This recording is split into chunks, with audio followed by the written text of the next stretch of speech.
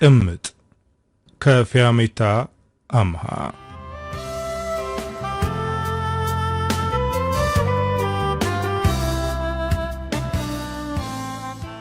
ዝናቡ ከኔ ጋር ለያያዘው ይመስላል። ቀን ሙሉ ያለማቋረጥ እየዘነበ ነው። እዚህ ትልቅ ቤት ውስጥ ብቻዬን ቁጭ ብዬ በድብርት እየተሰቃየው ነው። የቡና ስኔን እንዳያስኩኝ ወደ መስኮቱ ተጠጋው። ያለማቋረጥ የሚወርደውን ዝናብ በመስታወቱ እያየው ነው። የመንከባከባቸው አበቦች በዚህ ሰዓት ከወጀቡ ላስጥላቸው አልቻልኩም።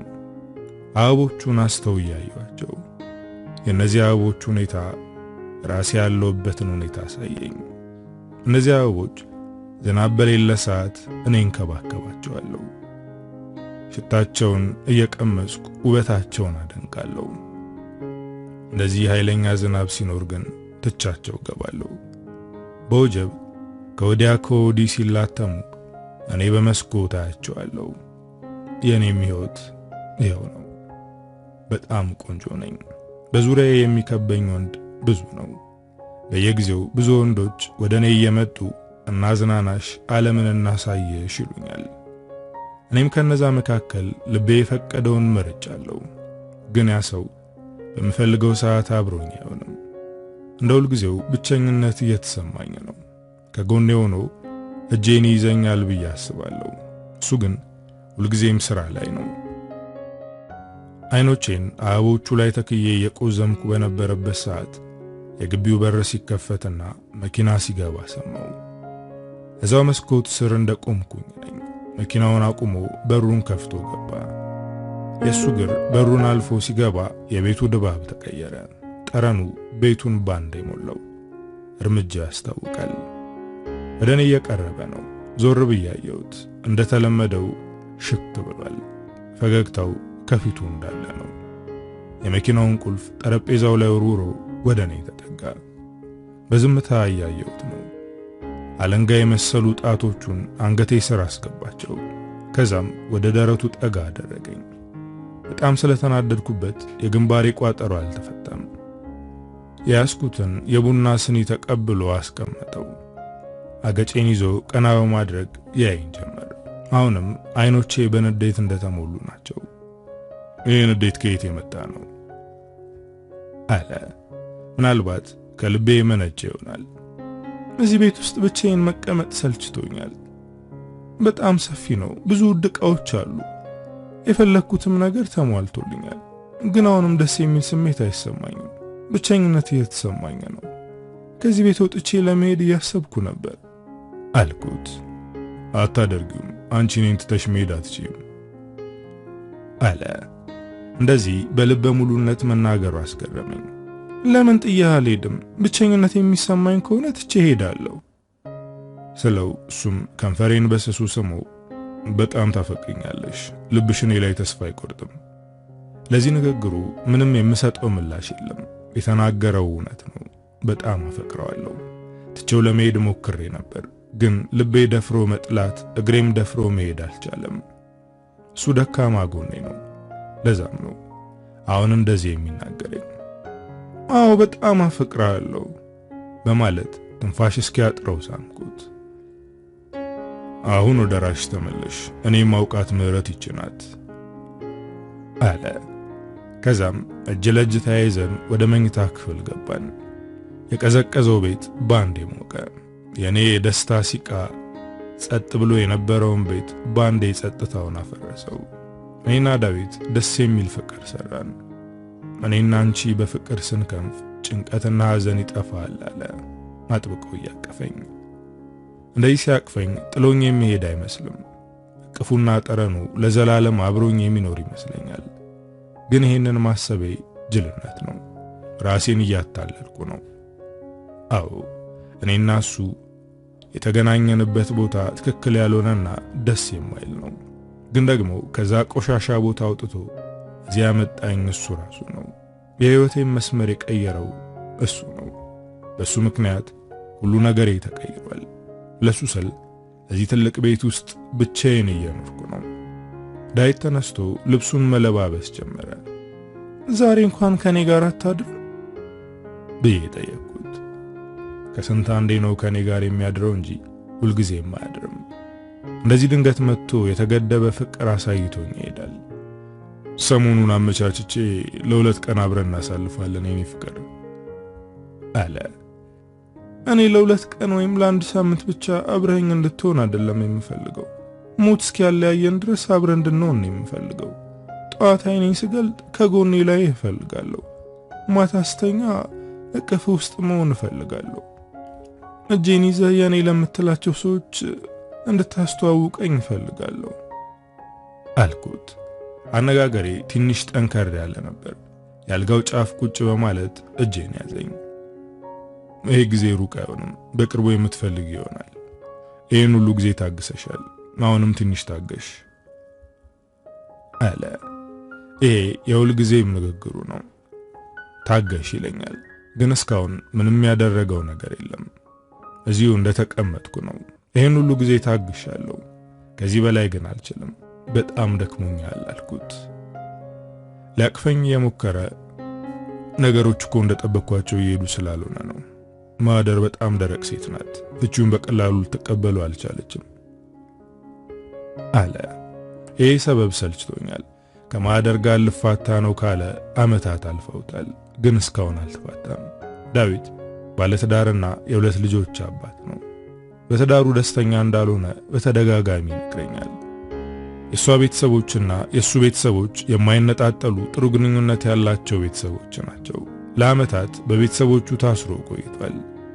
አሁን እኔ ከዛ ስር ነፃ ላውጣው እየሞከርኩ ነው። ከኔ ጋር የተዋወቅነው የማይሆን ቦታ ነው፣ ግን የኛ ቁርኝት ያንን ሊያስታውሰን አልቻለም። እኔ ኤርትራዊት ነኝ። ተወልጄ ያደግኩት አስመራ ከተማ ነው። አባቴ ሕፃን እያለሁ ነበር የሞተው። ያሳደገችኝ እናቴ ናት። ለእናቴ ጥሩ ስሜት የለኝም፣ ምክንያቱም እናቴ ጭኗን እየሸጠች ነው ያሳደገችኝ። የጎረቤት ልጆችና የትምህርት ቤት ጓደኞቼ የሴተኛ ዳሪ ልጅ ያሉ ይሰድቡኛል። እናቴ እኔ ምንም እንዳይጎልብኝ ብላ ራሷን ሽጣለች። እኔ ደግሞ በሷ ስራ እየተሰደብኩ ስለሆነ እሷን እጠላታለሁ። እኔ ትምህርት ፍላጎቴ ዝቅተኛ ነው። የምፈልገው ከሀገር ወጥቼ የማላቀው ቦታ ከማያውቁኝ ሰዎች ጋር መኖር ነው። ከሀገር ወጥቼ ወደ አውሮፓ ወይም ወደ አሜሪካ መሄድ እፈልጋለሁ። እናቴንና የሚያውቁኝን ሰዎች መራቅ እፈልጋለሁ። እሷ ግን ተምሬ ዶክተር ወይም መምህር እንደሆንላት ነበር የምትፈልገው። ወደ ውጭ መሄድ ፍላጎቴን ብታውቅም ይህን ምኞቴን አትፈልገውም። ያለሽኝ ብቸኛ ሰው እኮ አንቺ ነሽ፣ ከዓይኔ እንድትርቅ ያልፈልግም ትለኛለች። እሷ ፍላጎቴን ስትከለክለኝ የመሄድ ፍላጎቴ እየጨመረ ሄደ።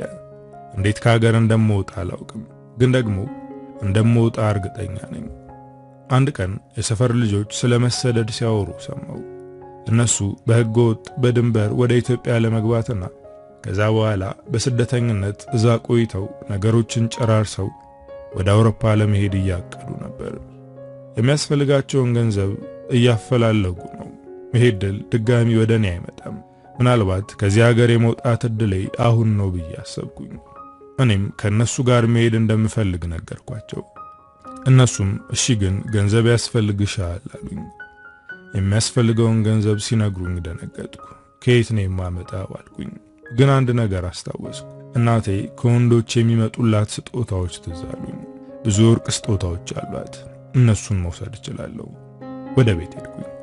እናቴ ወደ ቤት ከመመለሷ በፊት ወርቁን ይዤ መጥፋት አለብኝ። የምታስቀምጥበትን ስለማውቅ በመፈለግ ጊዜን አላባከንኩም። በነጠላ እንደተጠቀለለ ቦርሳዬ ውስጥ አስገብቼ ከቤት ወጣሁ። ከቤት ትንሽ ራቅ እንዳልኩኝ ውስጤን ይረብሸኝ ጀመር። እናቴን በአካል ባልሰናበታት እንኳን እንዳትጨነቅና በፍለጋ በከንቱ እንዳትለፋ መልእክት ላስቀምጥላት አሰብኩ። እኔ ርቄ እንደሄድኩና ወርቋንም እንደወሰድኩት እንዲሁም ከዚህ በኋላ ለራሷ መኖር እንድትጀምር ጽፌ አስቀምጬላት ተመለስኩ። ከሰፈር ልጆች ጋር ወደ ኢትዮጵያ ገባን። ብዙ ስለነበሩ ከሁሉም ጋር ጥብቅ ያለ ግንኙነት አልነበረኝም፣ ግን ከአንደኛዋ ጋር የልብ ጓደኞች ሆነናል። ዊንታ ትባላለች። እሷን በመተዋወቄ ደስተኛ ነኝ፣ ምክንያቱም ብልህና ቀና አስተሳሰብ ያላት ሴት ስለሆነች። ኢትዮጵያ ውስጥ የምናውቀው ሰው የለም። እንደገባን የስደተኛ መጠለያ ውስጥ ነበር ያረፍነው። እኔና ዊንታ ወደ አሜሪካ የመግባት እቅድ አለን። ያንን ለማሳካት ብዙ ነገር ይጠበቅብናል። ግን ደግሞ እዚህ የስደተኛ መጠለያ ጣቢያ ውስጥ ሆነን የምናሳካው ነገር አይደለም። ከዚህ ወጥተን ወደ ከተማው አዲስ አበባ መግባት አለብን። ከዚህ ስንወጣ ይዘነው የምንንቀሳቀሰው የኢትዮጵያ መታወቂያ ያስፈልገናል። መጠለያ ጣቢያ ውስጥ አይኑን ዊንታ ላይ የጣለ ዶክተር ነበር። በሱ ተጠቅመን መታወቂያ እንዲያወጣልን ለማድረግ እየተነጋገረን ነው። ግን የሰውየው ፍላጎት ከበድ ያለ ነበር። ለሁለታችን መታወቂያ ለማውጣት ዊንታን አንድ ምሽት አብራው እንድትተኛ ጠየቃት። ሁለታችንም ይሄ ነገር አስደነገጠን። በቃ ይቅር፣ ሌላ አማራጭ እንፈልጋለን አልኳት። እሷ ግን በዶክተሩ ሐሳብ ተስማማች። በጣም አናዳኝ ነበር። እንዴት ለመታወቂያ ብለሽ ራስሽን ለሽያጭ ታቀርቢያለሽ ብዬ አፈጠጥኩባት። ሕይወት የማትፈልጊውን ነገር እንድታደርጊ ታስገድድሻለች። ይሄ መታወቂያ ለኔ ግዴታ ያስፈልገኛል አለች። ለተወሰነ ቀን አላናግራትም ነበር። እሷ ግን ሐሳቧን አልቀየረችም። ዶክተሩ የፈለገውን ነገር አድርጋ የኔንና የሷን መታወቂያ መጣች። በድርጊቷ በጣም ተናድጄ ነበር። ግን ደግሞ የኢትዮጵያ መታወቂያ በመያዜ ደስተኛ ነበርኩ። ከመጠለያ ጣቢያው ወጥተን ወደ አዲስ አበባ ጉዟችንን ጀመርን። ከመጣን ጀምሮ ያን ያክል የቋንቋ ችግር አልገጠመንም ነበር። አሁን ግን ከትግራይ ክልል ወጥተን ወደ አዲስ አበባ ስንገባ ከአማርኛ ቋንቋ ጋር ተፋጠጥን። የሚያወሩትን እንረዳለን፣ ግን መመለስ በጣም ከባድ ነበር። ዊንታ እየሰባበረች ትሞክራለች። ቋንቋ የሚለመደው በድፍረት ነው፣ ሰባብሪው ትለኛለች። እኔ ግን ለመድፈር ተቸገርኩ። ቋንቋ ሳንችል አዲስ አበባ የሚቀበለን ሰው ሳይኖር መምጣታችን አሳስቦኛል። ቆይ ስንደርስ የት ነው የምንሄደው? ማደሪያ የለንም እኮ አልኳት። ለተወሰነ ቀን አልጋ እንይዛለን፣ ከዛ በኋላ መፍትሄ እንፈልጋለን አለችኝ። እኔ ብቻዬን ብሆን ይሄን ሁሉ አላደርግም። ከዊንታ ጋር መተዋወቄ እዚህ እንድደርስ አድርጎኛል። አዲስ አበባ ስንገባ አሜሪካ የገባው ያክል ነበር የተሰማኝ። ከመኪናው ወርደን አልጋ ወዳለበት ስንሄድ በፍርሃት እጇን ይዣት ነበር። እሷ ግን በድፍረት አረማመዷ ከተማውን እንደሚያውቅ ሰው ነበረ። አልጋ ያለበት ቦታ ስንደርስ አይኖቼን እያየች ኤርትራዊ መሆናችንን ለማንም እንዳትናገሪ፣ ካልሆነ ግን ሰላዮች ናችሁ ተብለን እንያዛለን በማለት ፈገግ አለች። አልጋ ያስያዘችን ወጣት በፈገግታ አስተናገደችን። የዊንታን የተሰባበረ አማርኛ እየቀጣጠለች ትሰማለች። ክፍሉ ውስጥ ገብተን አረፍ አለን። ነገ ምንድነው የምናደርገው ብዬ ጠየቅኳት። እሷም የመስኮቱን መጋረጃ ከፈት አድርጋ አዲስ አበባን እየቃኘች ነገ ያውቃል፣ ዛሬ ግን ዘና ማለት አለብን አለችኝ። እኔም አልጋው ላይ ጋደም እያልኩ አዎ ትንሽ እንቅልፍ ያስፈልገናል አልኩኝ። ዊንታ ሻንጣዋን ከፍታ ቀሚስ አውጥታ ሰጠችኝ። አሁን ወደ ክለብ ሄደን ራሳችንን ማዝናናት አለብን አለችኝ። አሁን ማረፍ ብቻ ነው የምፈልገው አልኳት። እሷ ግን ካልወጣም ብላ ድርቅ አለች። ከተማውን አናውቀውም። የሆነ ነገር እንኳን ብንሆን ቶሎ የሚደርስልን የቅርብ ተጠሪ የለም። ለባብሰን ወጣን። እኛ አልጋ ከያዝንበት ትንሽ ራቅ ብሎ የሚገኝ ክለብ ውስጥ ገባን። እኛ ስንገባ የአብዛኛው ወንድ አይን እኛ ላይ ነበር። ዊንታ በሚያስቅ አማርኛዋ መጠጥ አዘዘች። ባርማኑ በአማርኛዋ እየሳቀ ነበር። እሷ ግን ጉዳዩ አይደለም። እየጠጣን እያለ ሁለት ወንዶች ወደኛ መጡ። ሁለቱም እድሜያቸው ከ40 ዓመት በላይ ይሆናል፣ ግን ኑሮ እንደገባቸው ያስታውቃሉ። የነሱ ሂሳብ እኛ ጋር ነው በማለት ለባርማኑ ነገሩት። ዊንታ አያስፈልግም፣ እኛ ብቻችንን ለመዝናናት ነው የመጣነው አለችው። እሱም ፈገግ ብሎ እኔና ጓደኛዬም እናንተ እንድትዝናኑ ነው የምንፈልገው ሽኩሪና አላት። እሷም ፈገግ በማለት እንደዛ ከሆነ ችርስ ብላ ብርጭቆዋን አጋጨች። እነሱ ሲያወሩ እኔ በዝምታ ሳያቸው ነበር። ሀብታሙ እባላለሁ፣ ጓደኛዬ ደግሞ መስፍን ይባላል፣ የእናንተ ስም ማን ነው ብሎ ጠየቀን። እኔ ዊንታና፣ እሷ ደግሞ ምህረት አለችው። ሰውየው እኔን እያየ ፈገግ በማለት በጣም ውብ ነሽ አለኝ። የማውቃትን ብቸኛ አማርኛ ቃል ተናገርኩ። አመሰግናለሁ አልኩት። ከዛ በላይ ግን ምንም መናገር አልቻልኩም። አማርኛ እንደማልችል የተረዳው ሀብታሙ አትጨነቂ፣ አማርኛ በጣም ቀላል ነው፣ በቅርቡ መናገር ትጀምሪያለሽ፣ እኔም ማስተምርሻለሁ አለኝ። ከነዚህ ሰዎች ጋር ቶሎ እንድንለያይ ፈልጌያለሁ፣ ግን እነሱ የሚለቁን አይመስሉም። ወደ ዊንታ ጆሮ ጠጋ ብዬ በጣም ደክሞኛል፣ እንቅልፌም እየመጣ ነው፣ እንሂድ አልኳት። እሷም የሀብታሙን ስልክ ቁጥር ተቀብላ አመስግናቸው ከክለቡ ወጣን። ስንወጣ እፎይ ብዬ ተነፈስኩ። ለመተንፈስ ተጨናንቄ ነበር። ሳምባዬ ተወጥሮ ትንሽ ነበር የምተነፍሰው። ዊንታ ግን አሁን እኔ መተንፈስ ሳይሆን እነዚህ ሰዎች ይጠቅሙን ይሆን የሚለው ነው እያሳሰባት ያለው። ምናልባት ሊያስፈልጉን ይችላሉ አለች። እኔ ግን ምናቸውም አላማረኝም። ገብተን ጎናችንን እንዳሳረፍን ነበር እንቅልፍ ያዘኝ። ጠዋት ስንነቃ እረፍዶ ነበር። ተነስተን ቁርስ ለመብላት ወጣን። የሰውና የመኪናው ግርግር ይጨንቃል። ማንንም አያስተውልም። ሁሉም ሩጫው ከህይወቱ ጋር ነው። የሬስቶራንቱ በረንዳ ላይ ቁጭ ብለን ውጩን እንመለከታለን። ቆይ ግን ልዩነታችን ምንድነው? አሁን የምናያቸው ሰዎችና እኛ በምንድነው የምንለያየው? አልኳት። ውስጤ ላይ ያለው መልስ የሌለው ጥያቄ ነው። ማንም ስለኛ ማንነት አልጠየቀንም። ሁሉም የሚያየን እንደ ዜጋ ነው። ስለዚህ ምንም ልዩነት የለንም። ዊንታ ጥያቄን አልወደደችውም። እሷ የምታስበው አሜሪካ የሚያደርሰንን መንገድ ነው። እኔ ስለመጣንበት ዓላማ አስባለሁ፣ አንቺ ግን ስለ ሁለቱ ሀገሮች ታወሪያለሽ። ይሄ በእኛ አቅም የሚፈታና የሚመለስ ጥያቄ አይደለም። እኛ ማሰብ ያለብን ስለኛ ነው አለችኝ። እሺ ምንም አላወራም፣ ዝም እላለሁ አልኳት። ዊንታ ስልክ እንዲያስደውሏት ጠይቃ ለና ሀብታሙ ደወለች። እነሱም ከደቂቃዎች በኋላ ያለንበት ድረስ መጥተው በመኪና ወሰዱን። መዝናኛ ቦታ ነበር፣ እየተዝናናን ነው። ግን አንድ ያልተመቸኝ ነገር አለ። ሀብታሙ አይኑን እኔ ላይ ጥሏል። ኧረ እንደውም እጁን ጭኔ ላይ ያደርጋል። በጣም ጨነቀኝ። ግን ደግሞ ነገሩን አበላሽቼ ዊንታ ያቀደችውን እቅድ ማበላሸት አልፈልግም። ምን እያሰበች እንደሆነ አላውቅም። ግን የማውቀው ብቸኛ ነገር እነዚህ ሰዎች እንደሚጠቅሙን ብቻ ነው። በጣም ታገስኩት። ለቀናት ከነሱ ጋር እየተገናኘን መዝናናታችንን ቀጠልን። ከተማዋን በደንብ አሳዩን። እኔም ትንሽ አማርኛ መናገር ቻልኩኝ። የያዝነው ገንዘብ እያለቀ ነው። ስለዚህ የያዝነውን አልጋ መልቀቅ አለብን። ይህን ነገር ለና ሀብታሙ አማከርናቸው። ሀብታሙ ባለ 2 መኝታ ኮንዶሚኒየም ተከራየልን። የቤት አስቤዛም ያሟላልናል። ይህን ሁሉ የሚያደርገው ለኔ ፍላጎት ስላለው ነው። ዊንታ ከመስፍን ጋር መቀራረብ ጀምራለች። እሷ እሱን እየቀረበች ያለችው በፍላጎቷ ነው። እኔ ግን ከሀብታሙ ጋር መቀራረብ አልፈልግም። ከሱ ጋር ምንም አይነት ግንኙነት እንዲኖረኝ አልፈልግም። ይሄን ነገር ለዊንታ ነግሬያታለሁ። ይህ ሰውዬ ርቀቱን ይጠብቅ አልኳት። በንግግሬ በጣም ነበር የሳቀችው። ይህን ያክል ሞኝ አትሁኚ፣ እነዚህ ሰዎች ይህን ሁሉ የሚያደርጉልን ከኛ የፈለጉት ነገር ስላለ ነው።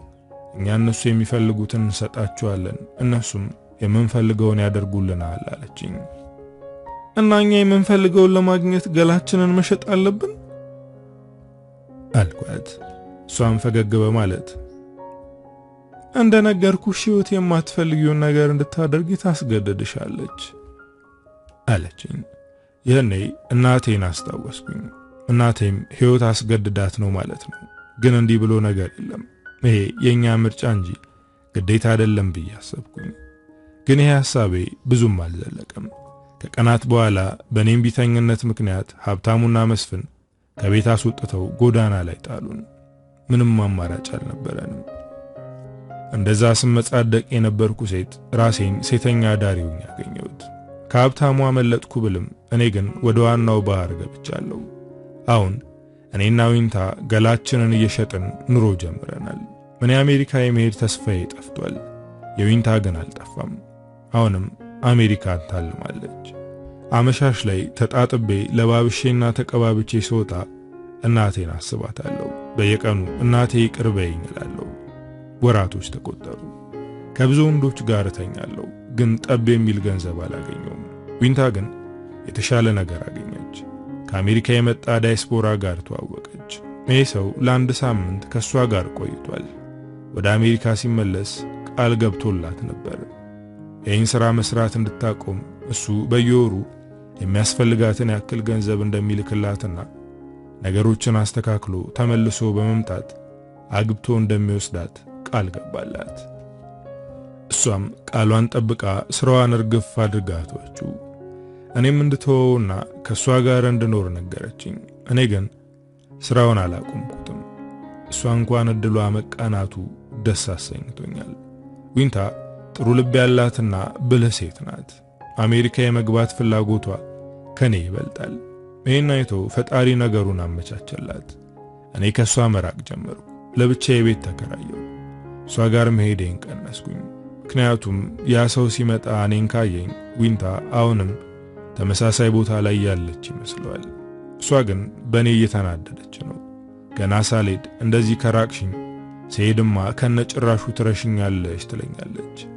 እኔ ለሷ ስል እየራኳት እንደሆነ አልገባትም። እሱም ነገሩን አመቻችቶ ሲጨርስ አግብቶ ሊወስዳት መጣ። ዊንታ ለመሄድ ስትሰናበተኝ ሁሉም ነገር ጨለመብኝ። ቆይ አሁን ያላንቺ ምንድነው የማደርገው አልኳት። እሷም አጥብቃ አቀፈችኝ። እኔ አንቺ ከዚህ የምትወጪበትን መንገድ እስከማመቻች ጠንካራ ትሆኛለሽ፣ ብልህና አስተዋይ ትሆኛለሽ አለችኝ። ስቅስቅ ብዬ አለቀስኩ። ዊንታን ስለያት የተሰማኝ ስሜት እናቴን በድብቅ ትቻት ስመጣ የተሰማኝ ስሜት ጋር ተመሳሳይ ነው። ከዚህ በኋላ ብቻዬን ነኝ።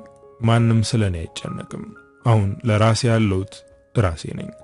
እሷን ሸኝቼ ወደምሰራበት ጭፈራ ቤት ሄድኩኝ። ዛሬ ለመስራት ሳይሆን ጠጥቼ ለመተኛት ነው ያሰብኩት። ይህን መጠጥ ያለማቋረጥ እየገለበጥኩት ነው። ከጎኔ አንድ ሰው ሲቀመጥ አይቻለሁ፣ ግን ቀና ብዬ ፊቱን አላየሁትም።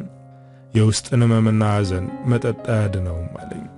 እኔም ቀና ብዬ አየሁት። ልክ ብለሃል፣ መጠጥ ማደንዘዣ እንጂ መፈወሻ አይደለም አልኩት። ቺርስ ለማደንዘዣ አለኝ። ከሰውየው ጋር ብርጭቆዬን አጋጨው። እሱም እንደኔ ያለማቋረጥ እየጠጣ ነው። በታሰረው ምላሴ ማውራት ጀመርኩ። ቆይ አንተ ምን ሆነህ ነው መደንዘዝ የፈለከው አልኩት።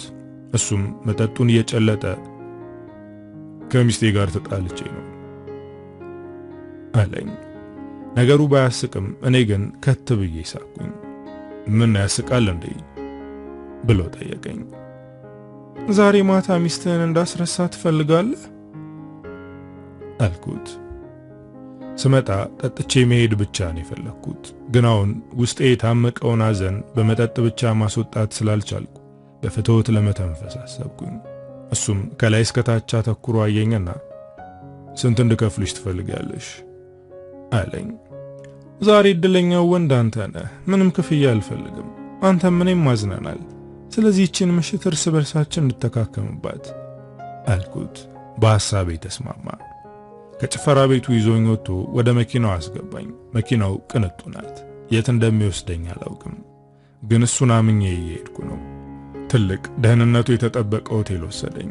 በጣም ስለጠጣው ከመኪናው ወርጄ ወደ ውስጥ መግባት ከበደኝ። እሱ ቢጠጣም ያን ያክል አልሰከረም። ታቅፎኝ ገባ። የያዝነው ክፍል ውስጥ እንደገባን ነበር ያለምንም ፋታ ወደ ጉዳያችን የገባ ነው። እያንዳንዱ እንቅስቃሴ ፍጥነትና ኃይል የተሞላበት ነበር። አጀማመራችን እንደዛ ነበር አውቃለሁ፣ ግን ከዛ በኋላ ምን እንደተፈጠረ የማውቀው ነገር የለም። ጠዋት ስነቃ የማላቀው ወንድ እቅፍ ውስጥ ነበርኩ። አዲስ ሰው ጋር መተኛቴ ለኔ አዲስ አይደለም፣ ግን ደግሞ የተለየ ነው። ከዚህ ሰው ጋር ያደረኩት ነገር በብር ተደራድሬ አይደለም፣ በፍላጎት ብቻ ነው። እሱም አይኖቹን ሲገልጥ ደንግጧል። እንደተኛን ተፋጠናል። እና አሁን ወደ ሚስቴ ሄደ ይቅርታ ልጠይቃት ነው አልኩት። አንቺስ ምን ልታደርጊ ነው? አዲስ ጓደኛ ልትፈልጊ ነው አለኝ። ጓደኛዬ ጥላኝ እንደሄደች መንገሬን ረስቼዋለሁ። እንደ ዊንታ የሚሆንልኝ ጓደኛ አላገኝም፣ ስለዚህ ብቸኝነቱ ይሻለኛል አልኩት። እሱም ፈገግ በማለት እኔ ጓደኛሽ እንደሆን ትፈልጊያለሽ አለ። ጸባይን ካሳመርክ እንደ ዊንታ ባትሆንም ጓደኛዬ ላደርግህ እሞክራለሁ አልኩት። ዳዊት እባላለሁ አለኝ። እኔም ፈገግ በማለት ምህረት እባላለሁ። ዳዊት አስተያየቱ ለየት ያለ ነው። አይኖቹ በጥልቀት ነው የሚያዩት። ሚስትህን እንደዚህ ነው የምታያት ስል ጠየቅኩት። እንደተጋባን አካባቢ እንደዚህ ነበር የማያት። ይገርምሻል፣ ሳያቴ ልቤ ምት ፍጥነቱን ይጨምራል፣ ሰውነቴ በላብ ይዘፈቃል፣ ቃላት ማውጣት ይከብደኛል አለ። ስሜቱን ሲነግረኝ ቅናት ቢጤ ጫር አደረገኝ። የራሴ ስሜት ለራሴ አስገረመኝ፣ ኧረ እንደውም አሳቀኝ። ከዚህ በፊት አብሬያቸው የምወጣቸው ወንዶች ፍቅር ሲሰሩ ተሳስተው የሚስቶቻቸውን ስም ሲጠሩ እንኳን ምንም አይመስለኝም ነበር። አሁን ግን ድንገተኛ ስሜት እየተሰማኝ ነው። ንግግሩን ሳይጨርስ ተነስቼ መለባበስ ጀመርኩ። ድንገት እንደዚህ መቀየሬ ግራ አጋባው። ደስ የሚል ምሽት ነበር ያሳለፍነው። ከሚስቴ ውጪ ለመጀመሪያ ጊዜ የምትመቸኝን ሴት ገና ዛሬ አገኘው አለ። ንግግሩ ሁሉ ያበሳጫል። ከዚህ በኋላም እንደምታገኝ ተስፋ አደርጋለሁ አልኩት። ተነስቶ ወደ እኔ በመምጣት ከዚህ በኋላ ካንቺ ውጪ ሌላ ሴት አልፈልግም አለ። እኔም ኮስተር ብዬ ከዚህ በኋላ አንተና እኔ አንተዋወቅም አልኩት። እኔን ጨምቆ ይዞኝ እንደዚህ የምትሆኚው ገንዘብ ስላልከፈልኩሽ ነው አይደል አለ። በጣም ተናደድኩ። ሌላ ወንድ ቢለኝ አልናደድም፣ ምክንያቱም እየተከፈለኝ ስለምሰራ። ከሱ ጋር ግን በክፍያ አልመጣውም። አብሬ ያደርኩት ኪሱን ሳይሆን ልቡን ተከትዬ ነው። በገንዘብ የምትገዛኝ ይመስላል እንዴ? አንተ ስለፈለክ ብቻ የሚሆን ነገር የለም። አሁን ልቀቀኝ ልሄድበት አልኩት። እሺ ግን ላመሰግንሽ እፈልጋለሁ። ለዚህ ውለታሽ አንድ ቀን ራት ብጋብዝሽ ደስ ይለኛል ብሎ እጄን ለቀቀኝ። ያልጠበቅኩትን ነገር ነበር የጠየቀኝ። እኔ ሴተኛ ዳሪ እንደሆንኩ ያውቃል። ያለውበት ጭፈራ ቤት መጥቶ በገንዘቡ ይዞኝ ሊወጣ ይችል ነበር፣ ግን እሱ እንደዛ አላሰበም። አክብሮት በተሞላበት መንገድ ራት ልጋብዝሽ አለኝ። አይኔን ከአይኑ መንቀል አልቻልኩም። እኔ እኮ ሴተኛ ዳሪ ነኝ አልኩት። እሱ ለኔ ጉዳይ አይደለም። እኔ የምፈልገው አብረን ራት እንድንበላ ብቻ ነው። ዘልዬ ከንፈሩን ሳምኩት። እሱም እንደኔ ትንፋሽ እስኪያጥረኝ ነበር የሳመኝ። የሁለታችን የልብ ኬሚስትሪ ያኔ ነበር የተጀመረው። የራት ቀጠሮ ቀን እስኪደርስ ከተለያዩ ወንዶች ጋር ስጋደም ነበር። ለቀጠሮው ውበቴን አጉልቶ የሚያሳይ ቀሚስ ገዝቻለሁ፣ ግን ቀጠሮን አስታውሶ ይመጣል ብዬ አላሰብኩም። ለብሼ ተቀባብቼ ከወትሮ ለየት ብዬ ነበር ወደ ሆቴሉ ሄድኩት። የሚገርመው ቀድሞ ነበር የጠበቀኝ። ሲያየኝ ከመቀመጫው ተነስቶ በመቆም ፈገግ አለ። አለባበሱና ቁመናው ማራኪ ነው፣ ፈገግታውም እንደዛው። ገና ዛሬ አስተውዬ ማየቴ ነው። ሂጄ ሰላም አልኩት። እጄን ሳብ አድርጎ ወደ ራሱ በማስጠጋት አንገቴን በስሱ ሳመኝ። የተቀባው ሽቶ ለየት ያለ ነው። በአፍንጫዬ ማኩት። ውስጤ የመረጋጋት ስሜት ሲሰማኝ ታወቀኝ። ወንበር ስቦ አስቀመጠኝ። ደስ የሚልና የሚጣፍጥ ራት በላን። ከራት በኋላ ለስለስ ባለ ሙዚቃ ታጀብን። ወይን መጠጣት ጀመርን። እኔም እሱም ለስለስ ያለ ሞቅታ ውስጥ ነን። ተጠጋግተን የተቀመጥነው። ትንፋሹ ፊቴ ላይ ሲነፍስ ይታወቀኛል። ጠረኑ ካፍንጫዬ ጋር ተዋህዷል። እጄን ይዞ እያየኝ ነው። በደንብ ለማላውቃት ሴት የዚህ አይነት ስሜት ይሰማኛል ብዬ አስቤ አላውቅም ነበር አለ። እኔም አስቤ አላውቅም ነበር፣ ለዛውም ከባለ ትዳር ወንድ ጋር አልኩት። እሱ ወደ ጆሮ ይጠጋው ማለት ምሽታችንን የሚያበላሽ ነገር ባናወራ ደስ ይለኛል አለ። እኔ ስለ ትዳሩ ሳነሳ እሱም ስለምሰራው ስራ ማንሳቱ አይቀርም። ስለዚህ ምሽታችን ይበላሻል። ይሄ ከሚሆን ዝምታ የተሻለ ነው። በህይወቴ ትርጉም ያለውና የሚያስደስት ምሽት ነበር ያሳለፍኩት። በልጅነታችን ያሳለፍናቸውን ነገሮች እያነሳን ስንስቅ ነበር። ግን እስካሁን ኤርትራዊ እንደሆንኩኝ አያውቅም። ከኢትዮጵያ የሰሜኑ ክፍል የመጣውን የመሰለው። እኔም የማስመስለው እንደዛ ነበር። ያንን ምሽት ስናሳልፍ አብረን እንደር የሚለኝ መስሎኝ ነበር። ግን አብረን እንድናድር አልጠየቀኝም። ቤት አደረሰኝ። ከመኪናው ለመውረድ በሩን ስከፍት እጄን ያዘኝ። ካንቺ ጋር መራመድ እፈልጋለሁ አለ። እኔም ግራ ተጋብቼ አሁን በጣም መሽቷል፣ ነገ ወክ እናደርጋለን አልኩት። ዳዊት ከት ብሎ በመሳቅ እኔ ያልኩሽ የህይወትን መንገድ ነው። አንገቴን ሰበር አድርጌ ፈገግ አልኩኝ። ቤት እንደገባው ቶሎ እንቅልፍ አልወሰደኝም። ሳስብ የነበረው ስለሱ ነው። ጠረኑ አሁን ድረስ አፍንጫዬ ላይ አለ። ፈገግታውና ስርዓቱ፣ አቋሙና አለባበሱ አይኔ ላይ ነው። ስለሱ እያሰብኩኝ ፈገግ አልኩኝ። ግን ወዲያው ፈገግታዬ ጠፋ። ምክንያቱም ይሄ ሰው ባለትዳር ነው። በጭንቀት ተነፈስኩ። ዛሬ ደስተኛ ነኝ፣ ነገ ያውቃል በማለት ስለ ዳዊት እያሰብኩኝ ተኛውኝ። ይህ አባባል የዊንታ ነው። እሷ ስለ ነገዋ ታቀዳለች እንጂ አትጨነቅም። ለዛሬው ግን ደስተኛ መሆን ትፈልጋለች። ነገ ራሱን ይዞ ይመጣል። ከኔ የሚጠበቀው ተዘጋጅቼ መጠበቅ ነው ትላለች። እኔም ነገ ከዳዊት ጋር ምን እንደሚፈጠር እያሰብኩ መጨነቅ አልፈልግም። ዛሬ ደስ የሚል ምሽት ነው ያሳለፍኩት። እሱን እያሰብኩ ተኛለሁ። ጠዋት ስነሳ አርፍጃለሁ። በሩ ባይንኳኳ የምነሳ አይመስለኝም። በሩ በተደጋጋሚ እየተንኳኳ ነው። የምሽት የሥራ ጓደኞቼ ምናልባት እኔ ቤት ለመቃም መጥተው ይሆናል ብዬ አሰብኩኝ። ዛሬ ባይመጡ ደስተኛ ነኝ፣ ምክንያቱም ከራሴ ጋር ጊዜ ማሳለፍ ነው የምፈልገው። አይኔን እያሸው በሩን ከፈትኩት። በድንጋጤ ድርቅ አልኩኝ። በሬን ያንኳኳው ዳዊት ነው። እንዴት አደርሽ ቆንጂዬ በማለት አልፎኝ ወደ ውስጥ ገባ። ቤቱን አላስተካከልኩም። እኔም ገና ከእንቅልፌ መነሳቴ ነው። በሰላም ነው በዚህ ጠዋት የመጣኸው አልኩት።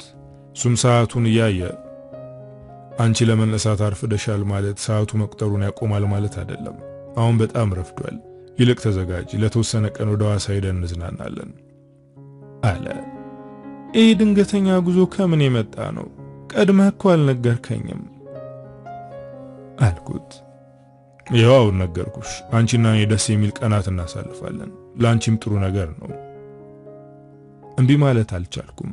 ተዘጋጅቼ የሚያስፈልገኝን ይዤ ከሱ ጋር ወደ ሐዋሳ ሄድኩኝ። በጣም ደስ የሚል ጊዜ ነበር። ከዳዊት ጋር ፍቅራችንን አጣጣምን። አሁን ሁለታችን የአልጋ ደንበኞች ሳንሆን የልብ ፍቅረኞች ሆነናል። እኔ ከዳዊት ፍቅር ይዞኛል፣ እሱም ከኔ ፍቅር ይዞታል። ከሳምንት ቆይታ በኋላ ወደ አዲስ አበባ ተመለስን። ቤት አደረሰኝ። ከመኪናው ከመውረዴ በፊት ተረጋግተን ቁም ነገር አወራን። ከዚህ በኋላ አንቺ የኔ ሴት እንጂ የሌሎች ወንዶች አይደለሽም፣ እኔ የምትፈልጊውን አሟላልሻለሁ፣ አንቺ እንደ ንግሥት ትኖሪያለሽ አለኝ። ይህን ማለቱ አስደስቶኛል። ግን አንድ የሚረብሸኝ ነገር ሚስት አለው እና ያ ጉዳይ እንዴት እንደሚሆን ነው። ሚስትህስ? ቆይ አንተና እኔ በምን አይነት መንገድ ነው የምንቀጥለው አልኩት። የኔና የሚስቴ ነገር ያለቀለት ጉዳይ ነው። ለመፋታት ወስኛለሁ አለ። በውሳኔው ደነገጥኩ። ግን የምትፈታት በእኔ ምክንያት አይደለም አይደል አልኩት። እሱም ጉንጬን በመሳም አንቺ ምንም ያደረግሽው ነገር የለም። ይህች ሴት ለዓመታት ደስታዬን ነፍጋኝ የኖረች ሴት ናት። ምንም ብታደርግ ወደሷ አልመለስም። አልጋ ላይ መተኛት ከጀመርን ወራቶች ተቆጥረዋል። አሁን ፍቺ ብቻ ነው የቀረን አለ። ይሄ የሚሆነው በእኔ ምክንያት ከሆነ ጸጸቱን አልችለውም። እኔ ሰው ቤት ማፍረስና ቤተሰብ መበተን አልፈልግም። አንቺ ወደ ህይወቴ የገባሽው በተጨነኩበትና ብቻዬን በሆንኩበት ሰዓት ነው። እናም አንቺ ስጦታዬ ነሽ አለ። ዳዊት ስራውን እንዳልሰራ አስቁሞኛል። ጭራሽ ባለ 2 ፎቅ ቅንጡ ቤት ገዛልኝ። ግቢውም ደስ የሚልና በአበቦች የተሞላ ነው። የምጠይቀውን ሁሉ ያሟላልኛል። አንዳንዴ ሳምንት፣ አልፎ አልፎ ደግሞ አንድ ቀን ከኔ ጋር ይቆያል። ሚስቱን ፈቶ ከኔ ጋር ይኖራል ብዬ ማለሜን ቀጥያለሁ። እሱ ግን አሁንም እንደሚፈታት ይነግረኛል እንጂ አልፈታትም። ይሄ ነገር ቀጥሎ አሁን ላይ ደርሰናል። አሁን ሁሉም ነገር ሰልችቶኛል። አሁን ፍቅር ከሰራን በኋላ ለባብሶ ሊወጣ ወደ በሩ ሲራመድ የአንድ ወር ጊዜ ሰጥቻለሁ፣ በዚህ ወር 80ን ቀደህ ወደ እኔ የማትመጣ ከሆነ ሌላ ነገር ነው የሚፈጠረው አልኩት። ፈገግ ብሎ አይቶኝ ሄደ። አሁን ዝናቧ ባርቶ ፀሐይዋ ብልጭ ብላለች። ተጣጥቤ ከዚህ ቤት መውጣት አለብኝ። አየር ካላገኘው የማብድን ይመስለኝ። ተጣጥቤ ወደ ፀጉር ቤት ሄድኩኝ። ፀጉር ቤቱ በሴቶች ተሞልቷል። የሴቶች ፀጉር ቤት በተለያየ ወሬ የሚደምቅ የሐሜት ቦታ ነው። የሚያወሩትን እየሰማው እገረማለሁ፣ አንዳንዴም እስቃለሁ። ግን አንደኛዋ ሴት ያወራችው ነገር አንገቴን አስደፋኝ። የሚገርማችሁ ባለቤቴ እኔንና ልጆቹን በትኖ ከአንዲት ወጣት ጋር ሄደ። ስተቱ የሱ ቢሆንም የወጣቷ ስተት ግን የጎላ ነው። ልጅ እንዳለው እያወቀች ቤቱን ትቶ እንዲመጣ ማድረጓ ስተት ነው። ነገ ጧት ይሄ ወንድ ከሷ የተሻለች ሴት ሲያገኝ ጥሏት እንደሚሄድ አልገባትም አለች። በአፍረት አንገቴን አቀረቀርኩ። እኔም ይህንን ነገር እያደረግኩ ነው። የዳዊትን ትዳር አፍርሼ ልጆቹን ትቶ እንዲመጣ እየገፋፋሁት ነው። የፀጉር ቤቱ አሜት ቀጥሏል። እኔ ግን ቶሎ ከዚህ መውጣት ስለፈለግኩ የማልፈልገውን ስሬት ተሰርቼ ወጣሁኝ። በእግሬ እየተራመድኩ ነው።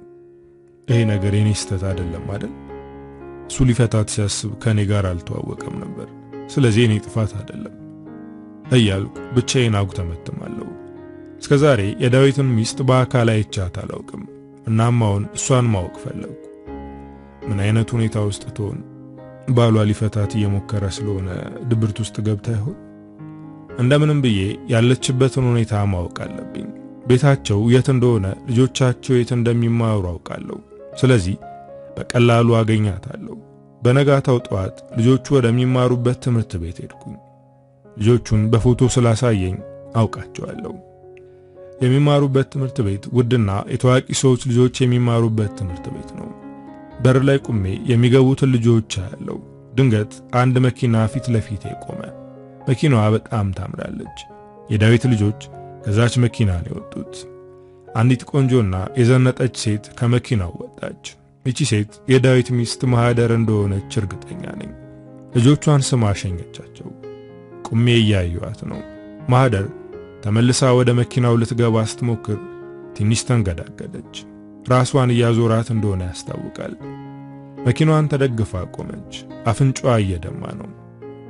እየነሰረሽ ነው ቀና በይ አልኳት። እሷም ቀና አለች። ፊት ለፊት ያለ ሱቅ ውሃ ገዝቼላት መጣው።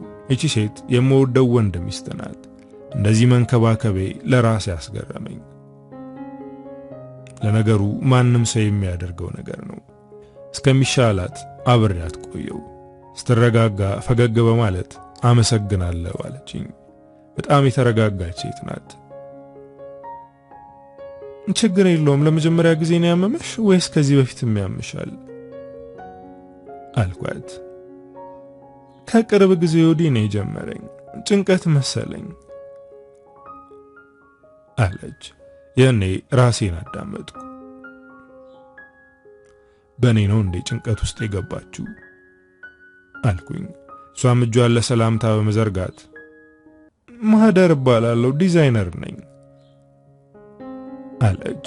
በእርግጥም ፋሽን አዋቂ እንደሆነች መረዳት አይከብድም። እኔም በፈገግታ እያየኋት ምህረት እባላለሁ፣ ስራ የለኝም አልኳት። ስራ የለኝም በማለቴ ተገርማ እያየችኝ ነው። አግብታሽ የቤት እመቤት ነሽ እንዳለ ጣትሽ ላይ ቀለበት የለም፣ ከቤተሰቦች ጋር ነው የምትኖሪው አለችኝ። ብቻዬን ነው የምኖረው፣ እጮኛዬ ከሀገር ውጭ ነው የሚኖረው፣ አልፎ አልፎ ይመጣል አልኳት። በጥሞና አጤነችኝ። ከዛም ሻይ ቡና እያልን ብናወራ ቅር ይልሻል አለችኝ። እኔም የምፈልገው ከሷ ጋር መቀራረብና ያለውን ሁኔታ መረዳት ስለሆነ ግብዣዋን ተቀብዬ ወደ መኪናዋ ገባው። የምታደርገውን ነገር በጥንቃቄ ይከታተላለሁ። የከፈተችው ለስለስ ያለ ሙዚቃ፣ አነጋገሯ፣ የተቀባችውን ሽቶና ሰውን የምታይበትን አስተያየት በጥንቃቄ እያስተዋልኩ ነው። ይዛኝ ሄደችው ወደ ሥራ ቦታዋ ነው። የፋሽን ዲዛይን ትምህርት ቤት አላት። ስንገባ ተማሪዎች በአክብሮት ሰላም አሏት። ቢሮዋ ውስጥ ቁጭ ብለን ቡና እየጠጣን ማውራት ጀመርን። በወሬያችን መሃል አንድ ጥያቄ ጠየቀችኝ። በምን ዘርፍ ነው የተማርሽው? ምን መስራት ነው የምትፈልጊው? ማለቴ ምኞትሽ ምን ነበር አለችኝ። ይህን ጥያቄ ራሴን ጠይቄው አላውቅም ነበር። ምን እንደምመልስላት ግራ ገባኝ። እስከ 10ኛ ክፍል ነው የተማርኩት፣ ወደ ውጭ መሄድ ነው ምኞቴ አልኳት። በንግግሬ ከት ብላ ሳቀች። ወደ ውጭ መሄድ ብቻ ምኞት ሊሆን አይችልም አለች። እሺ ከኔ ጋር መስራት ትፈልጋለሽ ብላ ጠየቀችኝ። ወይኔ ጉዴ! አሁን ምንድነው የምላት? ቢሆን ደስ ይለኝ ነበር፣ ግን ደግሞ እኔ ፋሽን ዕውቀቱ የለኝም አልኩኝ። ለሷ አታስቢ፣ ይሄ ትምህርት ቤት ነው። እንደማይሽ ከሆነ በጣም የሚያምር አቋምና መልክ አለሽ። ሰውነትሽ ሞዴል ነው። ስለዚህ ስልጠናውን ወስደሽ የኛ ሞዴል መሆን ትችያለሽ አለችኝ። በደመ ነፍስ ሐሳቧን ተቀበልኩ። ስልክ ተለዋውጠን ነገ እንድመጣ ነገረችኝ። ወደ ቤት ስመለስ በጭንቀት ተወጥሬ ነበር። ሰው በገዛ እጁ እሳት ውስጥ ይገባል። ለነገሩ ዳዊትን ለመከታተል ያመቸኛል። እቺን ሴት ጓደኛዬ ያደርጋታለሁ አልኩኝ። በነጋታው በሰዓቱ ወደ ቢሮዋ ሄድኩኝ። ከሞዴሊንግ ተማሪዎች ጋር አስተዋወቀችኝ። እንዲሁም ከመምሩ ጋር እንድቀራረብ የቅርቤ ሰው ናት አለችው። ይሄ ነገር የመጀመሪያዬ ነው፣ ግን ተማሪዎቹ የሚያደርጉትን ማድረግ ጀመርኩ። መምሩ አዶንያስ ይባላል። ከሱ ጋር ቅርብ በመሆን ነገሮችን ያለመሳቀቅ እንድጠይቅና እንድረዳ አደረኩኝ። ከማህደር ጋር የሚያለኝ ጓደኝነት እየጠነከረ ነው። እንዲሁም ስለ ዳዊት ልትነግረኝ ዳር እያለች ነው። አንድ ቀን የሷ ቢሮ ውስጥ ቡና እየጠጣን እያለ ስለ ትዳር ወሬ ተነሳ። ትዳር እንደሚወራው አስጠሊታ እስር ቤት ነው ብዬ አላስብም፣ እንዲሁም ደስ የሚል ይመስለኛል አልኳት። ማህደር ፈገግ በማለት እንዳረዳድሽ ነው፣ በተለይ የትዳር አጋርሽ ጥሩ ሰው ከሆነ ትዳር ገነት ነው አለች። እኔም ቡናዬን ፉት ብዬ መቼም ያንቺም ትዳር ገነት እንደሆነ አልጠራጠርም አልኳት። እንዴት ገነት ነው ብለሽ አሰብሽ አለችኝ። አንቺ ጠንካራና ቆንጆ የተማርሽ እንዲሁም ሚዛናዊ ሴት ነሽ። ስለዚህ የትዳር አጋርሽም እንደዛ እንደሚሆን አልጠራጠርም አልኳት። የቡና ስኒዋን ጠረጴዛው ላይ አስቀምጣ ወንበሯ ላይ ወደ ኋላ ተለጥጣ ተቀመጠች። ልጆች እስከነወልድ ትዳራችን ገነት ነበር። በእኛ ትዳር የማይቀና አልነበረም። ከጊዜ በኋላ ግን ጸባዩ ተቀየረብኝ። እንዲሁም እንድፈታው ጠየቀኝ አለች። አሁን እኔ ወደምፈልገው ርዕስ ገብተናል። ለምንድን ነው እንድትፈቺው የጠየቀሽ? ያጠፋሽው ነገር አለ ስል ጠየቅኳት።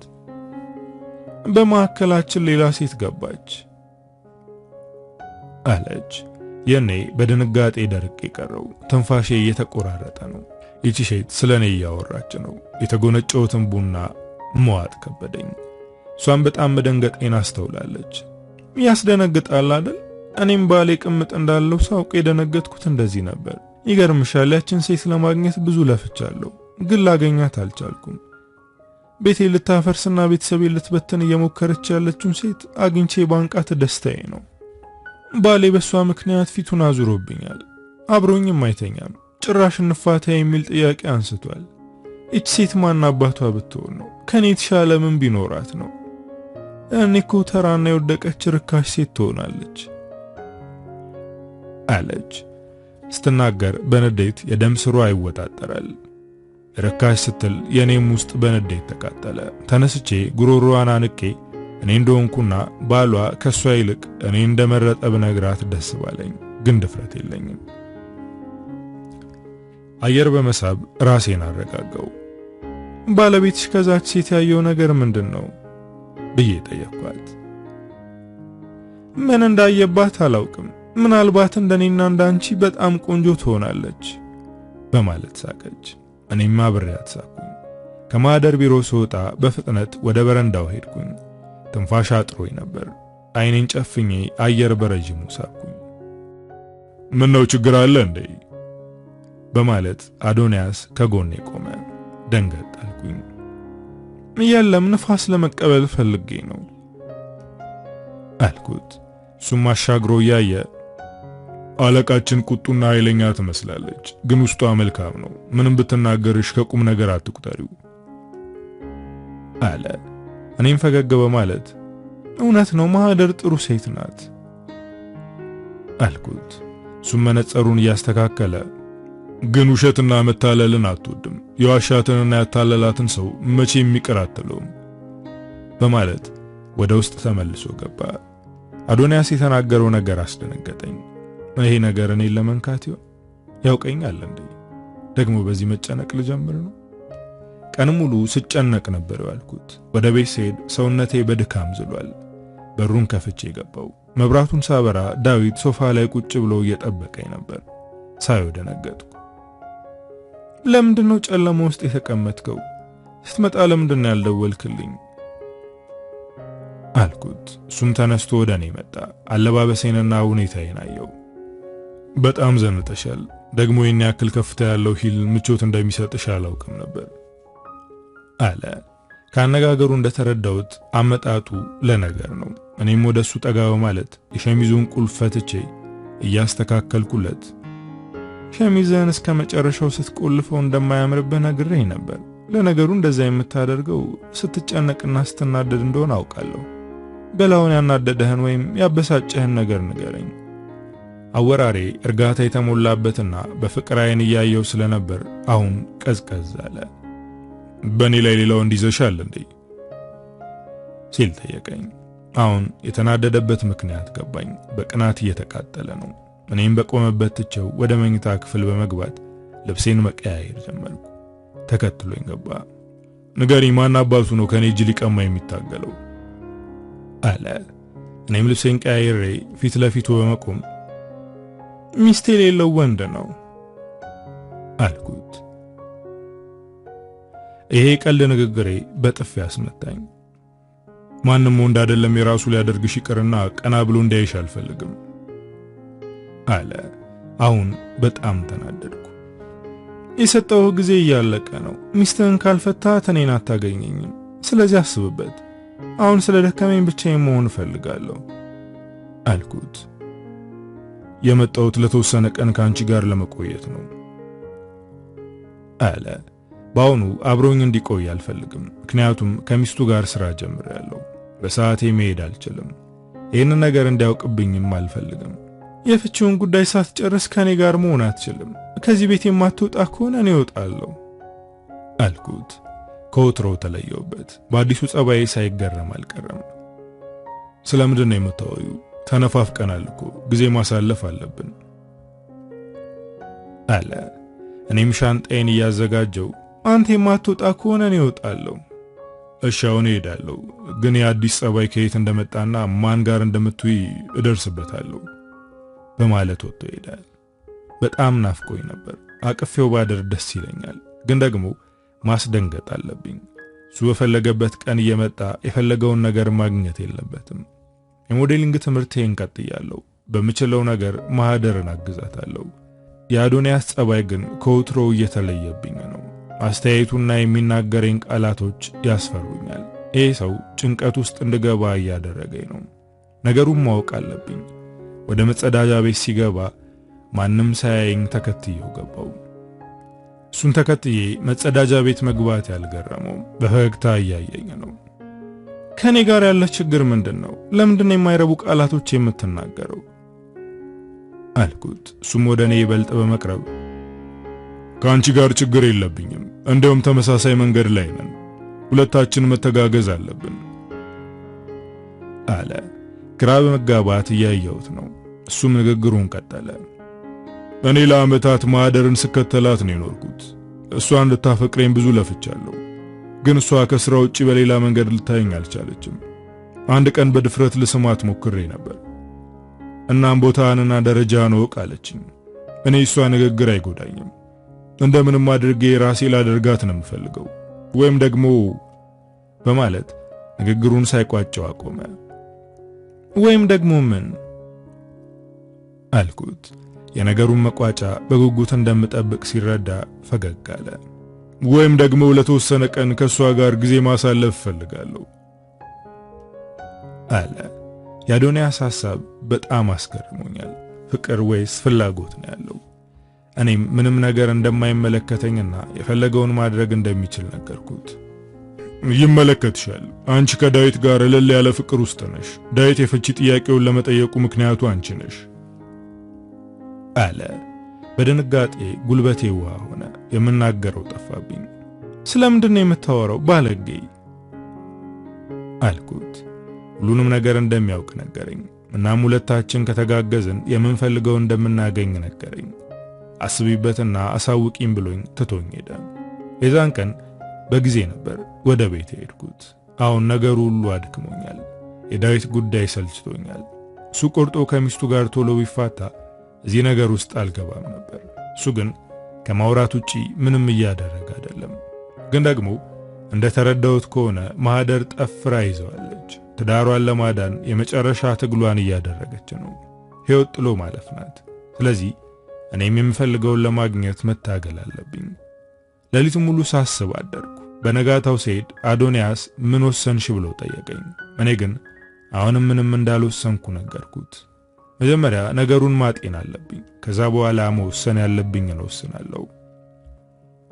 ወደ ማህደር ቢሮ ስገባ ማህደር ቆዝማ ተቀምጣለች።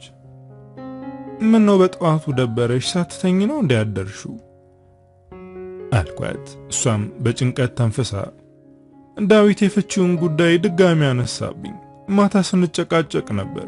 በዚህ ወር ግዴታ መፋታት አለብን፣ ስለዚህ ለቤተሰቦቻችን እናሳውቃቸው አለኝ።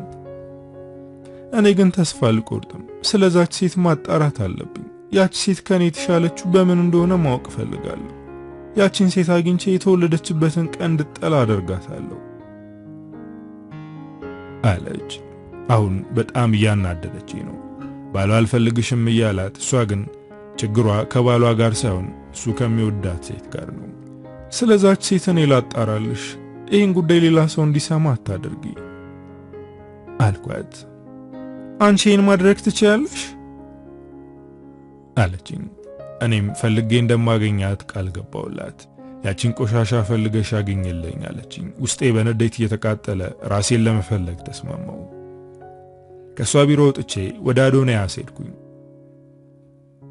እቅድ አለህ በማለት ድንገተኛ ጥያቄ ጠየቅኩት። እሱም በሐሳቡ መስማማቴ ሲገባው ፈገግ አለ። እቅድ አላወጣውም፣ አብረን እናወጣለን አለ። ማህደር ዳዊትን በትዳር አስራ ይዘዋለች። እንደማይፈልጋት ያውቃል። እሷ ግን ልትለቀው አልቻለችም። በጣም ኃይለኛና እሷ ራሷን የምታካብድ ሴት ናት።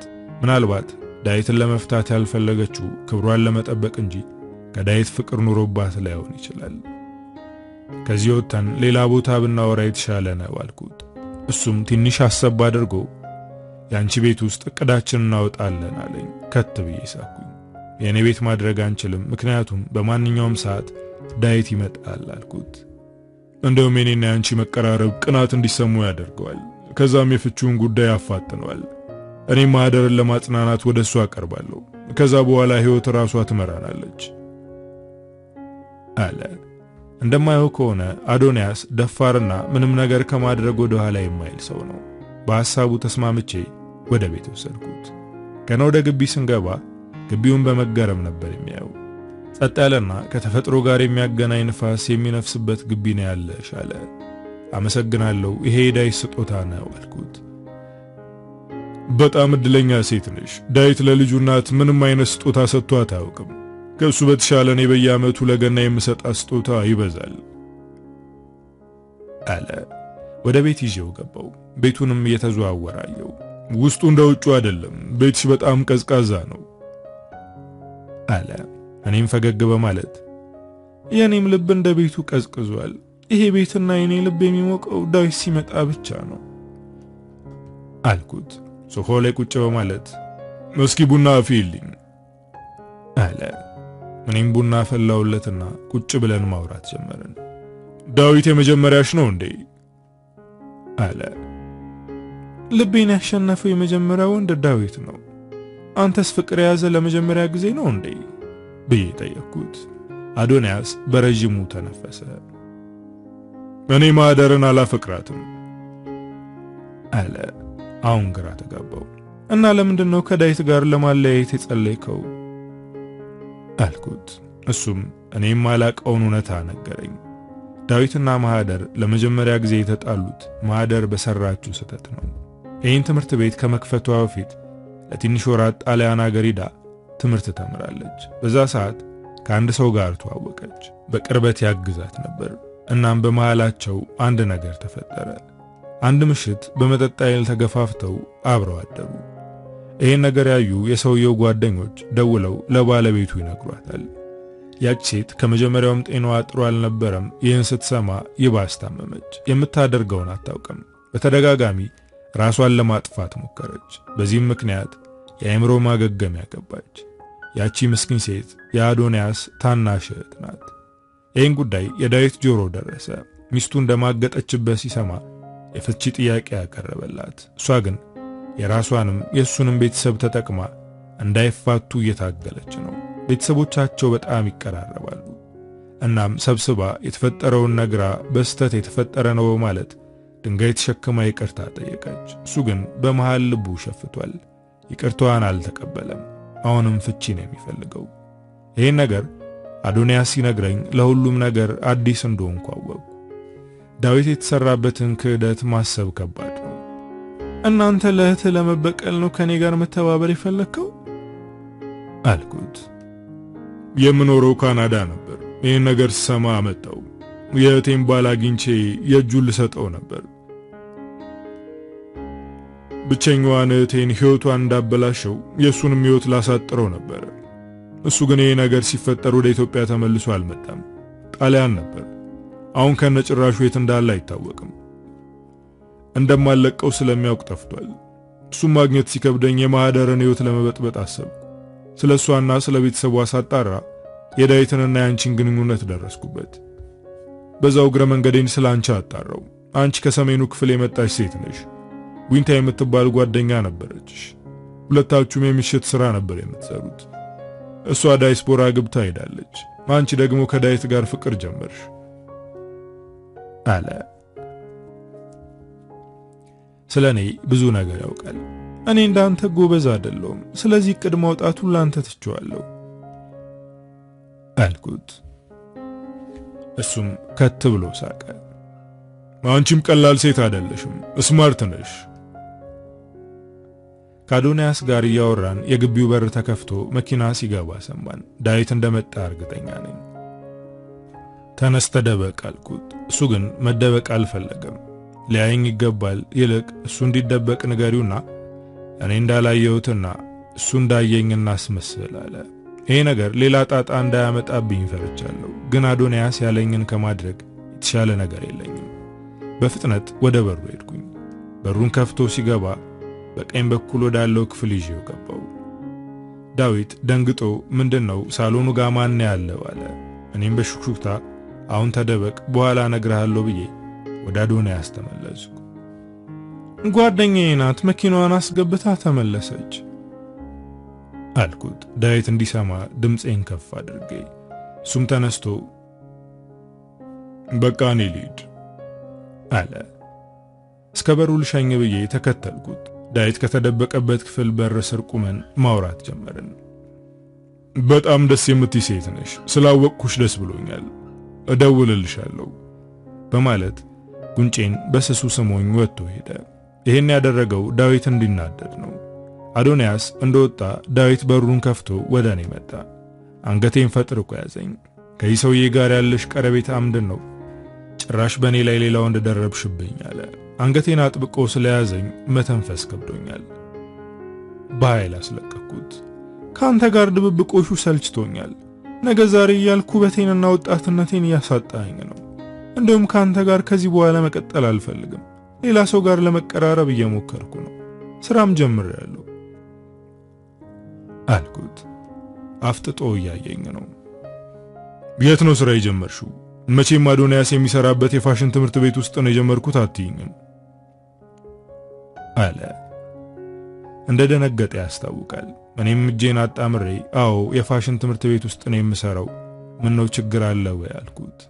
ዳዊት የሚይዘው የሚጨብጠው ጠፋበት። ይሄን ነገር ሆን ብለሽ ነው ያደረግሽው? የትምህርት ቤቱ ባለቤት ሚስቴ እንደሆነች ስለምታውቂ ነው አለ።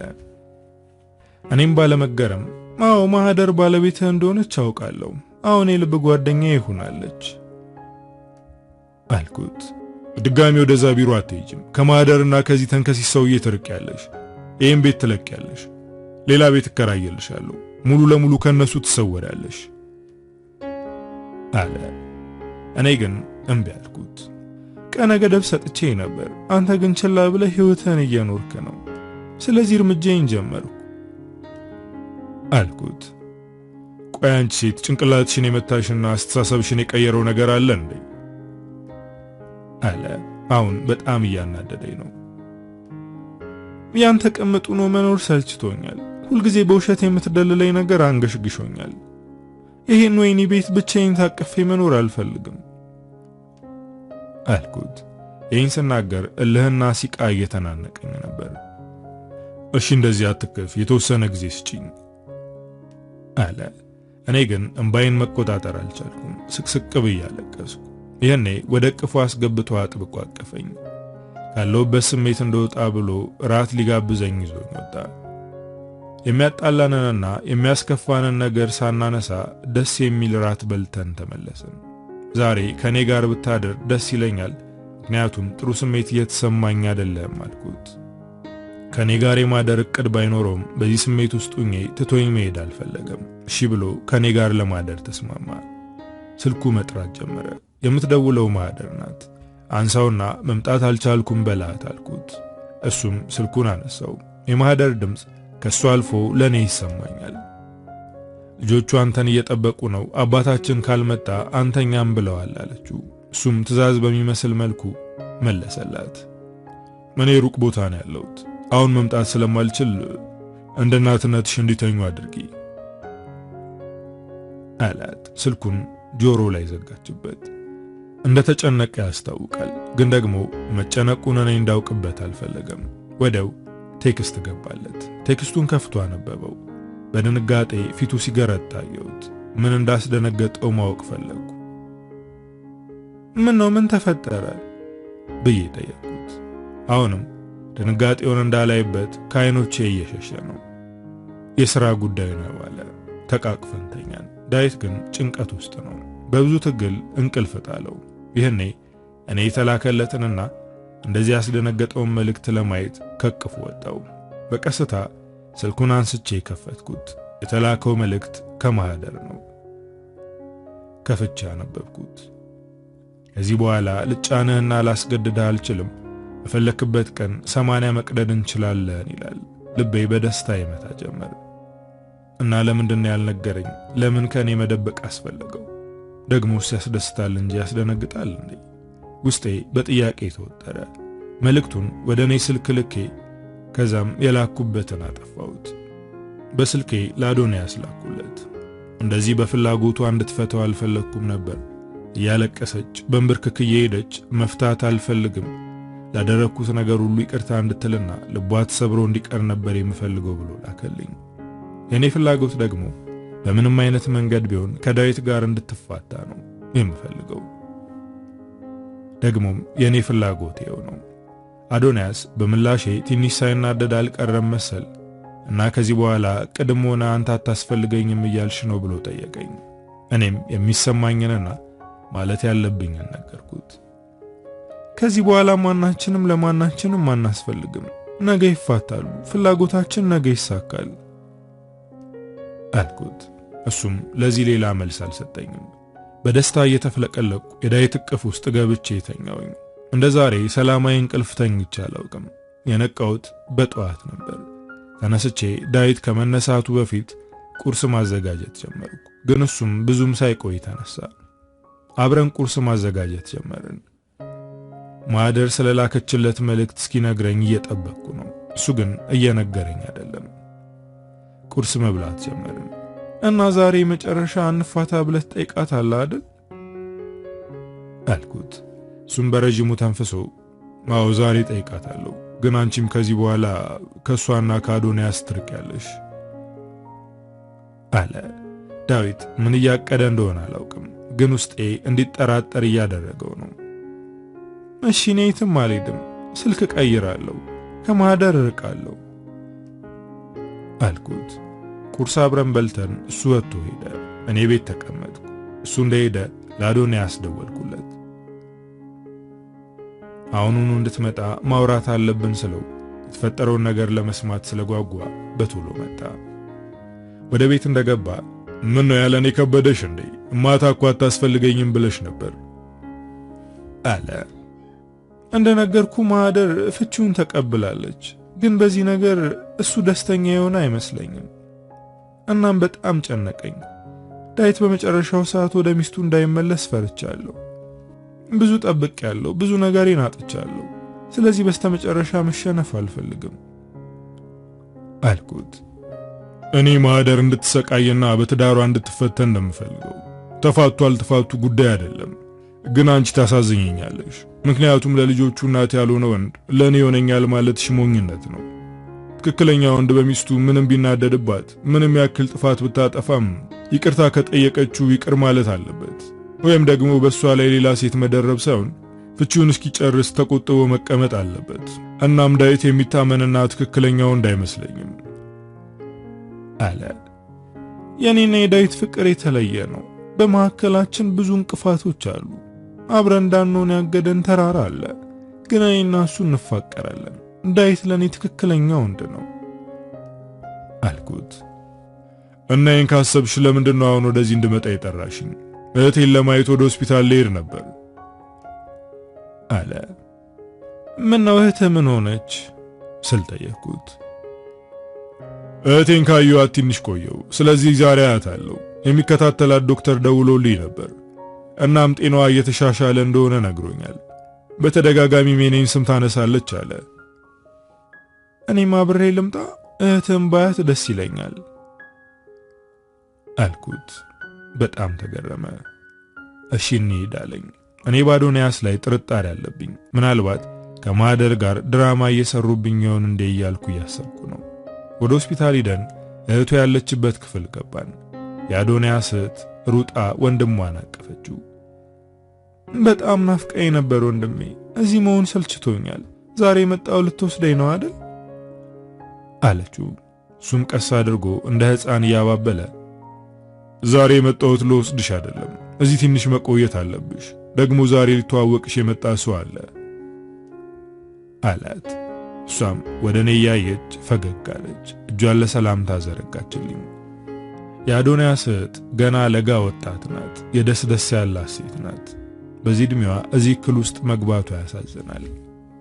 ሙሽራችን ናት እንዴ አለች በፈገግታ። ሁለታችንም እየሳቅን እንደዛ ሳይሆን ጓደኞች ነን አልናት።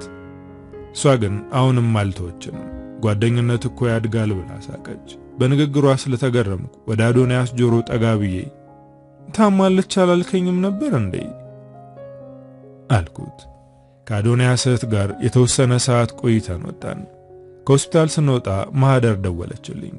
ባላነሳው ደስ ይለኛል አልኩኝ። አዶንያስ ግን አንሹና የምትልሽን ስሚ አለኝ። ስልኩን አነሳሁት። ዛሬ አትመጭም እንዴ? ሰዓቱ እኮ ረፍዷል አለችኝ። እኔም ሰበብ ፈጠርኩ። አጣሪ ስላልሽኝ ሴት አንዳንድ ነገር ለማጣራት እየሞከርኩ ነው አልኳት።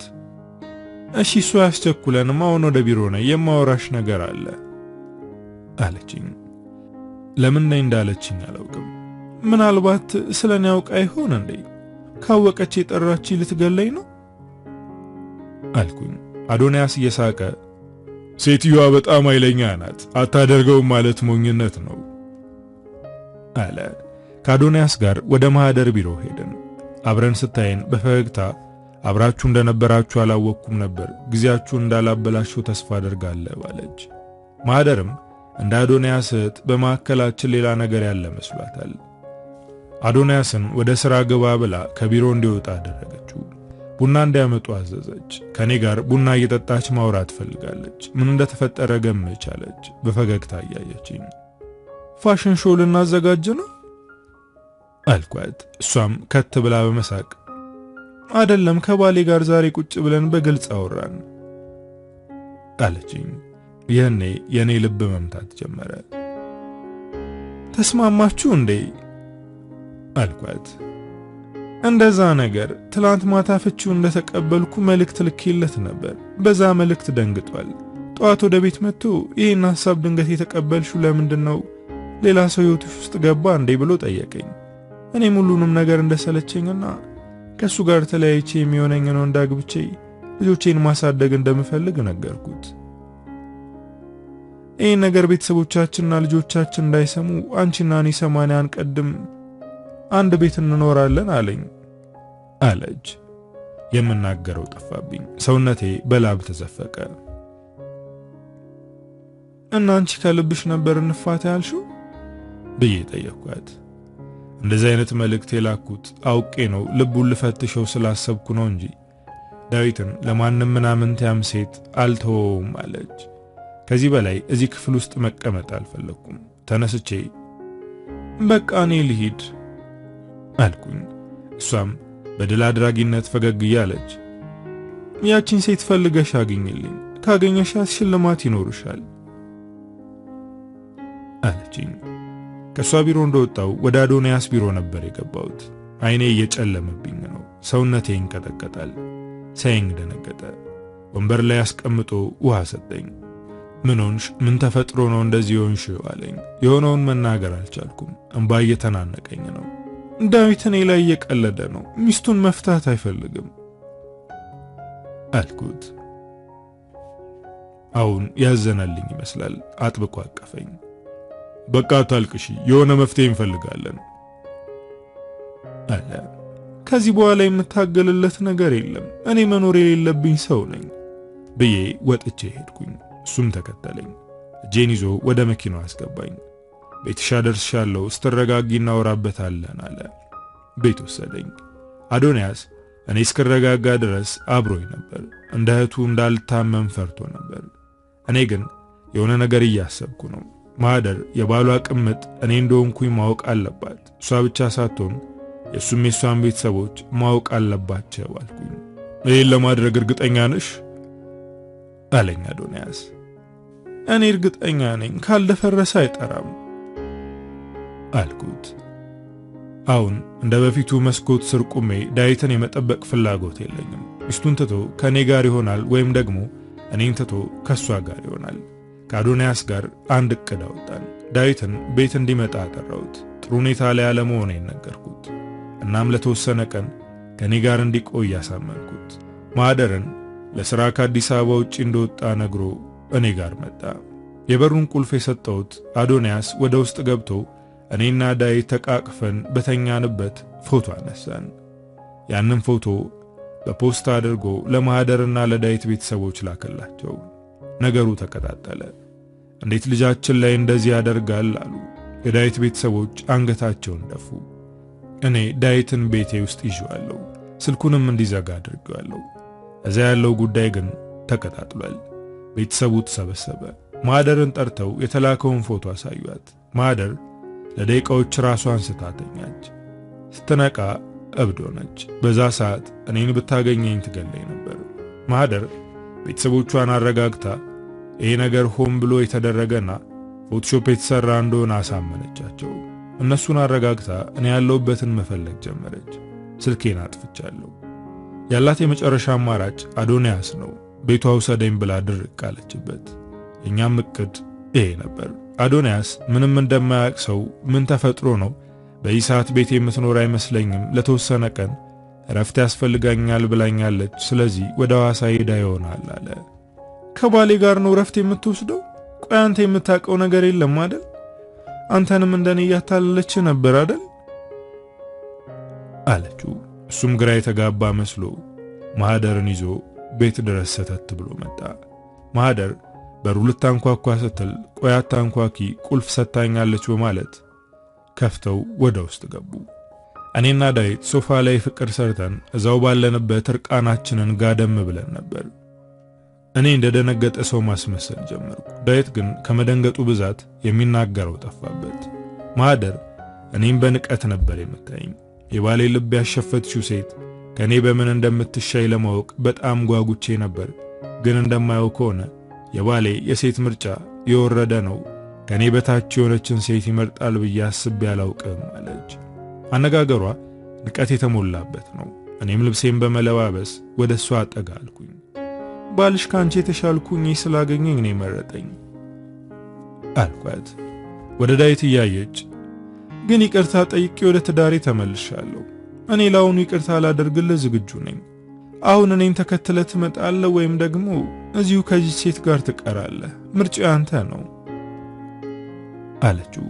አዶንያስ ግድግዳውን ተደግፎ እያየ ይዝናናል። እኔም የዳዊትን ምላሽ እየጠበቅኩ ነው።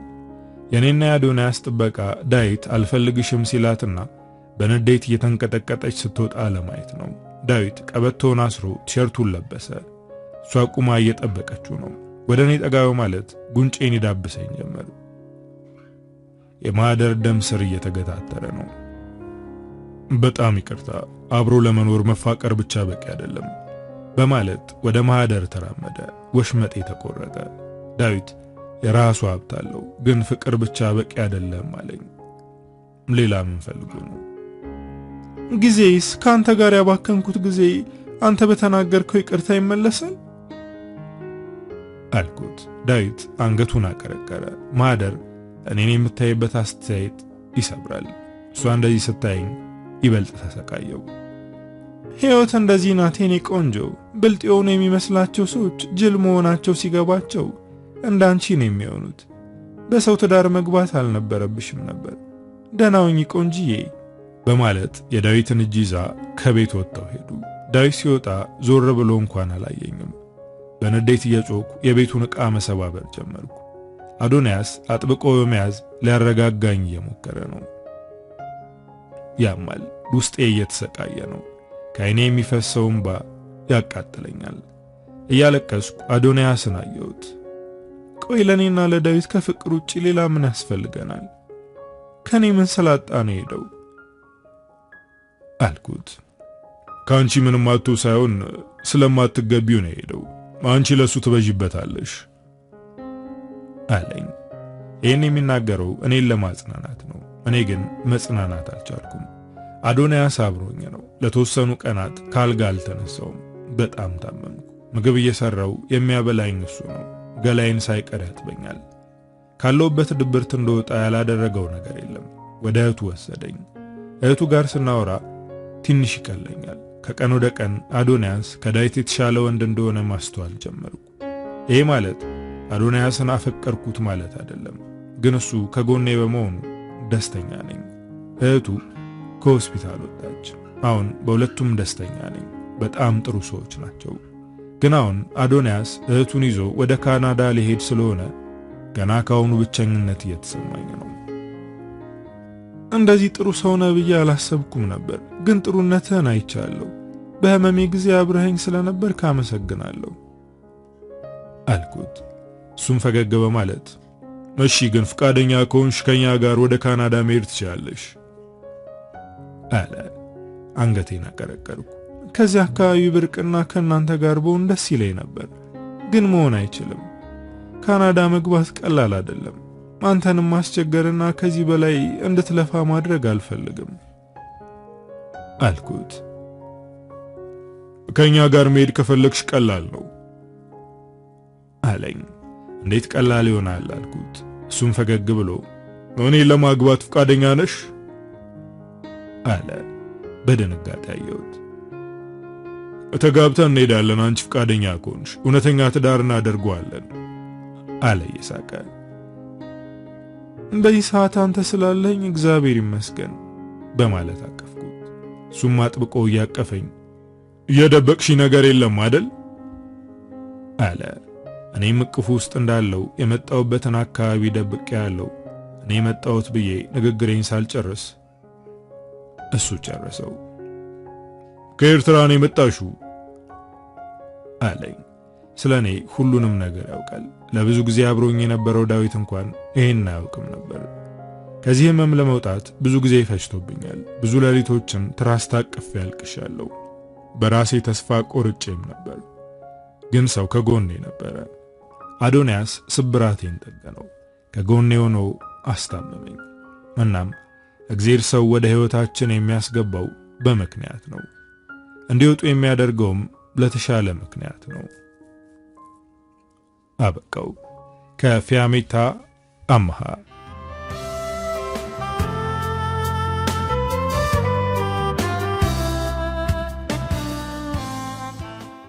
እንግዲህ ዶቼ ለዛሬ ይዤላችሁ የመጣሁት ታሪክ የሰማችሁትን ይመስላል። ታሪኩን እንደወደዳችሁት ተስፋ አደርጋለሁ። ሐሳብ አስተያየታችሁን ጻፉልኝ። በቀጣይ በሌላ ስራ እስክንገናኝ ሀገራችንን ሰላም ያደርግልን። ቻው።